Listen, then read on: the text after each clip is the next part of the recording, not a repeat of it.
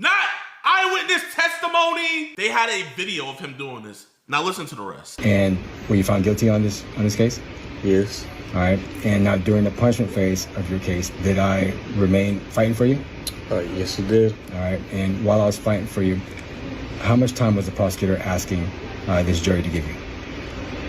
20. All right. 20 years. 20 years in prison, right? Yeah.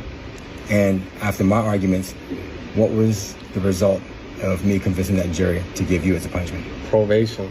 All right. And are you happy with the results? Yeah. All right. And just to put it together, you got probation for shooting somebody 3 times on camera, right? Yes, sir. All right. And is there anything else you want to add? I mean, the prosecutors wanted to give him 20 years. JiDion convinced the jury to only give him probation. Going from 20 years to probation on camera. Y'all know how crazy that is? And the crazy thing about it was not self-defense. Nope, it was not.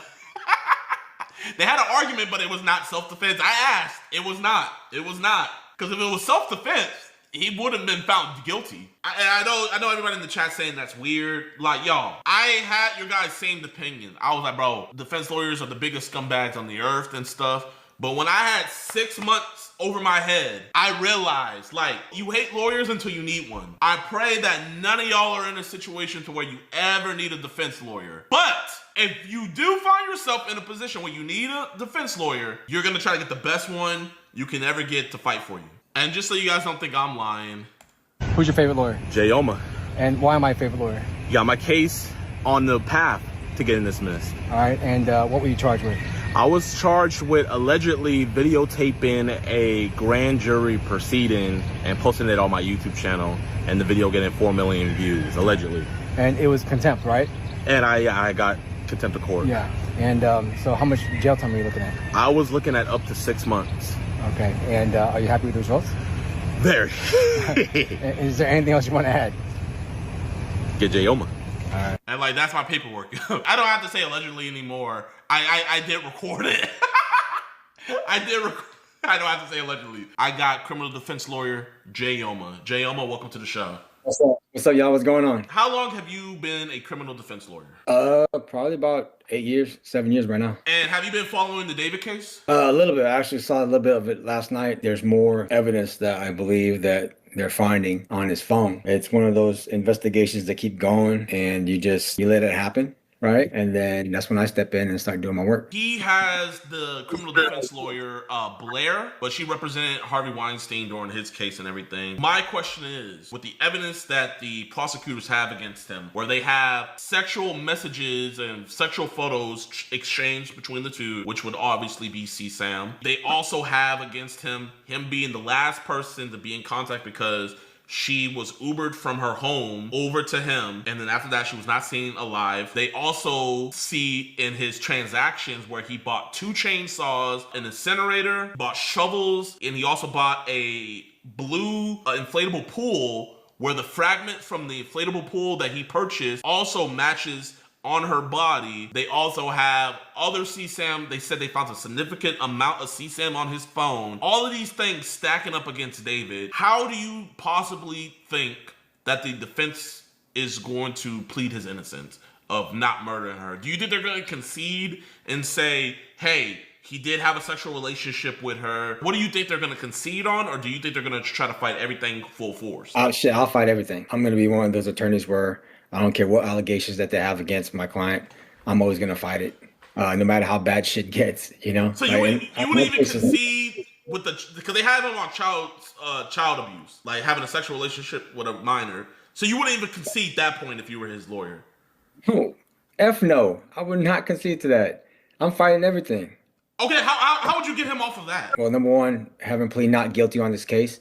Demand any and all evidence that the prosecutors might have against them. The cops did their investigation. All it takes is for me to find out, how did the cops get to that? What is the process that they got to it? And if they got to it illegally, that's when I can start doing my work and I can start attacking everything that the cops got on them. It's just one of those things where you just got to keep fighting no matter where it's at. So you would try to discredit and get some of this evidence thrown out. What is the first bit of evidence out of all the things I said that the prosecutor has on him? Because it doesn't look like they're waiving his right to a speedy trial. It sounded like his lawyer's like, Let's take it to trial. What is the first bit of evidence that you're wanting to attack? Any relationship that he had that it's not sexual. Allegedly, they're saying that it's sexual, right? I'm gonna attack that, and then I'm gonna attack the motive that the prosecutors are trying to allege that he had. So let me let you know about the motive. So the motive is they said that they have the text messages between where it seems that Celeste was jealous of David being in relationships with other women, and they said that Celeste texted him that she was going to destroy his career, and coincidentally when she texted him that, it was about 2 or 3 days before his album was supposed to be released, where they're saying that the motive was for financial gain to keep his career intact. I mean, that sounds like a motive, but that's just the state's motive or the prosecutor's motive. Whatever motive they have, I'm gonna attack that, because what I'm gonna be looking at is the girl probably has motive to make shit up. The girl probably has motive to utilize her position in his life to capitalize on somebody who's up and coming. We see that in Shannon Sharp, who was a victim. What was that girl that took a lot of money from him? You know, when people become a public figure, just like you and I, athletes, singers, even actors, that it opens up an opportunity for them to like have a gun to their head to say, get me this Rolls Royce, get me this Rolex. If you don't get it to me, there's gonna be consequences. And you know what those consequences are gonna be. And so anybody can be put in that position, even you. And it's unfortunate that I believe David has to go through this at this point in his career, because he's up and coming. I do like some of his songs, but it's an opportunity, and when people do have an opportunity, they often get taken advantage of. So my job as a criminal defense attorney is to point that out, right? That, you know, my client's the victim. So you think his defense is gonna try to paint the picture of David being the victim of the situation, with him having the fame and status? You think that's the route, or that's the route you would take if he was your client? I have to speak to him. So whenever I do my consultations with my clients, my strategies change based on that, and it's based on reality as well. So right now, me and you, we don't know, because we haven't spoken to David. If I spoke to David, you know, and he contacted me, then maybe it'll be a different story, right? From what I'm seeing, it looks like he is a victim of success. People came after him, and possibly, quite possibly, this girl came after him to attack him. So I don't know what's going on with what happens in real life. All I can see is the allegations, just like how you can see the allegations, and they sound bad. And a lot of my clients' cases, the allegations are very, very bad. And you know the type of cases I'm talking about, right? Yeah, I mean, I just showed my chat that you got a dude who shot somebody 3 times on camera. They caught him on camera, and you didn't even use self-defense, did you? You have to have been there. I post my trials like on my feed, on my story. You got like, someone that shot somebody 3 times off with just probation when the state was trying to give him 20 years. And I didn't add on my video that he's gonna get out on probation in 5 years. 5 years for shooting somebody on camera. And he even looked at the camera like the camera's right here. He went ahead and went and looked right at the camera. After he shot the dude. Yeah. And I got that shit to be probation. He'll be done with probation in 5 years when he contacts me. No matter where I'm at with my clients' cases, even if you're found guilty, there's still ways out of it. And so I'm always gonna fight no matter how bad shit gets. And right now, in regards to David, shit's looking bad. Okay? And it's always gonna look bad in the beginning. But I'm always gonna be able to try to fight and show like the truth, which is he's a victim here. Okay, you're gonna try to paint it as him being a victim. Let's go with that. How are you going to convince a jury that a man who is sending explicit photos of himself and receiving explicit photos, because Celeste isn't the only minor. He was also talking to other minors who have started to come forward. So How are you going to spin this as him being the victim of all these minors coming to him and him not wanting any part of this? Well, I'm not gonna spin anything. What I'm going to do is show the truth, okay? And that truth is that no matter what age anybody is susceptible, or anybody can be an aggressor, right? You can be 9 years old, and if you find out there's a lick out there that you can take advantage of and you can get free stuff out of him and you can threaten him, then you do it. And it's a normal thing that humans do. Whenever they see an opportunity, they can see it. And there is an opportunity when it comes to David. Shit, I don't even know David personally, and I can see David, you know, as a walking lick right now. He has YouTube videos, he has music, he obviously has money. Anybody in that position would say, you know what? let's do something to this guy. Let's make some shit up so we can get what we want. What about him ordering the Uber to his house, her being there, all of that? What's the play there? Is that illegal to order an Uber for somebody? For a I don't minor? see that. It's illegal to like order an Uber for a child? I don't see that in the criminal code anywhere. I don't see that. I've never seen that was illegal for anybody to do that. Like, so I don't see how that can be criminal in itself. I order Ubers for my cousins to go get picked up, to be dropped off. You know what I'm saying? Like, you know what I'm saying? I have family members. Like, just because he did that does not necessarily mean. Okay, so she threatened him. He orders the Uber, and now after that Uber, she's never seen again, and she's found in his Tesla. So what is the play? So what happened? Hey, what state was this in? California. In LA? Yeah. You know, LA is a dangerous place. It is dangerous. It is. Look, ladies and gentlemen, Los Angeles is a dangerous place. There's gangs everywhere. There's people to extort you everywhere. Her body or whatever has happened to her could have been done by somebody else other than David himself. It's just that because of the relationship, the friendship that they have, everybody's honing in on it. It's unfortunate for David. Anything could have happened to her. There are random people who get, pulled up on any day in LA, even if you're a girl. So what about the blue? So the prosecutors are saying that there wasn't going to be a mess. David put her body in a blue inflatable pool to keep all the blood in there. And the fragments from the blue inflatable pool that David bought matched the fragments found on her body. That could be anybody. Because think about it, not only is David a potential victim for any of the young girls, but he could be a potential victim for anybody ancillary to that, right? So say, for example, he disrespected an up-and-coming rapper. They're going to want to put this murder on him, right? So let the prosecutors attack him instead of them attacking him personally. Because if you think about it, that is actually a good strategy. If I want to get after David because he disrespected me because he didn't buy me my soda, or he didn't get me a cheeseburger that I asked for, or he just looked at me wrong, or he said my song sucks because I sang for him, I'm going to say, all right, I'm going to get this dude. I'm going to put his DNA, I'm going to set some shit up, I'm going to get that dead body, and I'll plan on him. So then therefore, they can put all the state's power, all the prosecutor's power into trying to put him away. It's like you're getting somebody else to do your dirty work for you. And that's a good possibility that could have happened to David. So that's what I think that could be a possibility for David as well. You know what I mean? Like, no, I don't know what you mean. No, like so he orders the Uber, and then she allegedly it's from his account. Allegedly, it's from his account. I can get your account. Give me your phone. I can do something to it. You know what I mean? Just because it's on your phone doesn't mean you're the one who did it. Okay, the Uber is sent. It picks her up. It takes her over there, and then also.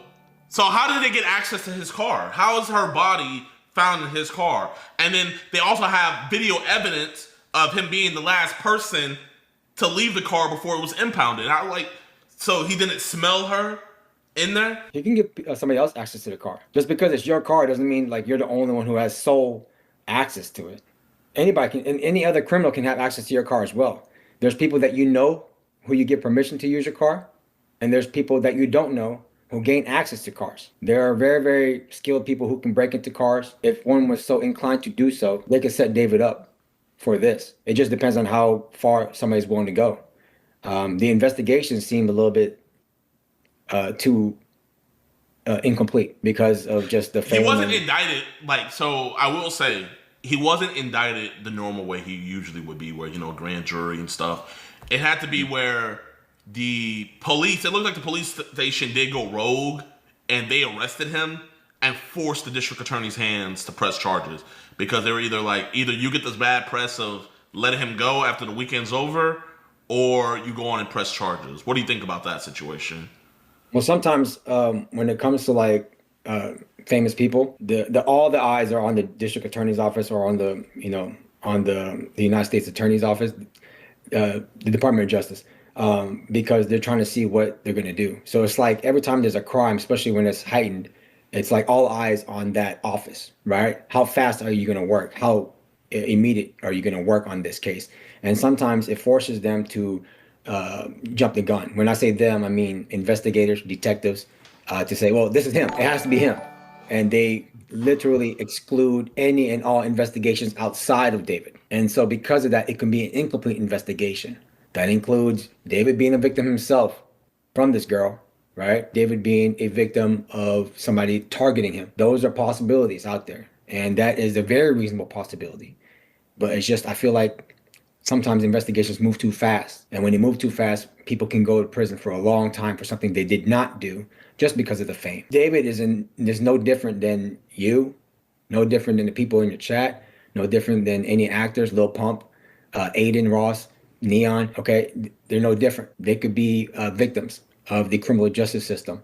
And my job is to try to show their innocence. And what I'm telling you right now in regards to David is that it's quite possible that somebody else, there's another story than what these prosecutors are trying to paint him as. With all this evidence, I know that for a fact that they're going to fight the murder charge tooth and nail, because that's the one where he's going to probably be facing the death penalty. They're talking about bringing it back just specifically for him. So you wouldn't even concede on any, because I mean, to anybody, I don't see how you can convince a jury that they weren't in a sexual relationship. I mean, she quite literally had his name tattooed on her finger. And coincidentally, that finger is the one that got amputated. Right, but anybody could have that. There are people who have Lil Wayne tatted on their body who have never seen Lil Wayne. Like right now, I know you. I can get your name, JiDion, tatted on my finger right now. Doesn't mean that me and you are having a sexual relationship. Doesn't mean me and you have kissed each other. Doesn't mean me and you have some type of relationship outside of friendship. It could be anything. Or it could just be a fan. I'm a fan of you, JiDion. So, what about the explicit photos to go along with all that are sent between the two? Those explicit photos. I want to see, like, as being an attorney, I'll be able to see all that. So I want to see how explicit are those photos.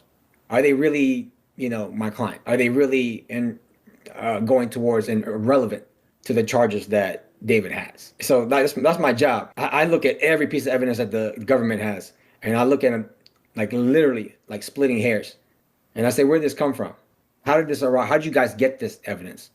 Can y'all even use it in court? They said that they have 40 terabytes of evidence against him, and they said they found a significant amount of CSAM, and the prosecutors were voicing that very loudly. And, even his brother posted a couple days later, like, all pedophiles and rapists should die. You know what I mean? Like, turning public opinion against him. Would you attack? Because one thing I was telling my chat that I could see is that the defense would maybe attack Celeste's family.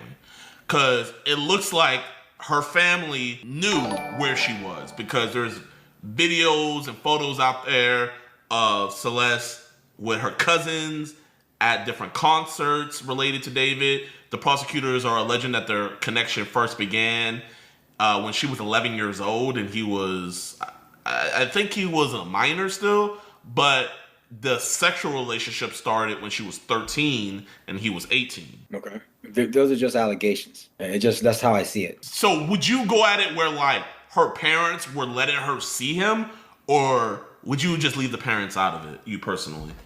It depends on how the prosecutors build it. When I do my cases, like I prepare, but not really like prepare. Because the way I go to trial is like a boxing match. You can prepare as much as you want. If somebody throws a right hook, you counter it this way, but you can never prepare for what happens in that jury trial. So I keep my shit fluid. Like the way I react, it's more like playing defense, and I react to how the prosecutors, bring evidence. So even in my other trials, I don't really know who the witnesses are. And I just wait for them to show up, and I hear what they say. Then I start attacking from there. If they're going to bring their family in regards to David, I'll prepare for that. And I'll act on it as soon as they bring it. So whatever story that the prosecutors are going to try to paint David as, and to link him to each element of that crime, I'm going to show otherwise, regardless of who they bring. Would you waive David's right to, would you advise him to waive his right to a speedy trial, or would you say, F all that, let's hurry this up, let's take it to trial? What would you do? It what depends. Would you advise? Okay, so it depends. So yeah, I advise it, and it's ultimately up to my client. So whenever there's something that happens in court, everything is run through my client. So it's their case, but I'm, assisting them, right? That's my job. And so I will tell them all the good things and bad things if they speed it up. In regards to this case, there's good and bad to speeding shit up. Okay, so if you speed shit up, you'll be done with it ASAP. You don't have to worry about being in jail because you don't know how people are treated in jail, right? Things can happen to you. You can get your stuff taken away from you. You can get your food taken away from you. You're away from your family. You're losing money. There are people threatening you, and in a real sexual way, right? And it's not a good way, right? Especially these type of charges. He's a target in there. So sometimes people want to speed the trial up and say, let's just get this over with, so then we don't have to deal with it. It could be advantageous as a criminal defense attorney because it's kind of like you want the prosecutors to move forward with an incomplete investigation. And that incomplete investigation shows that the cops didn't do the right job and you got the wrong guy. So sometimes it can work out that way. But if you take your time, then maybe you can wait and get more evidence to show that it wasn't David, right? So it just really, really depends. There's so many different factors when it comes to, strategies of what you're going to do in representing, your client. But when it comes to me, everything is very fluid. So it just really, really depends on what I see.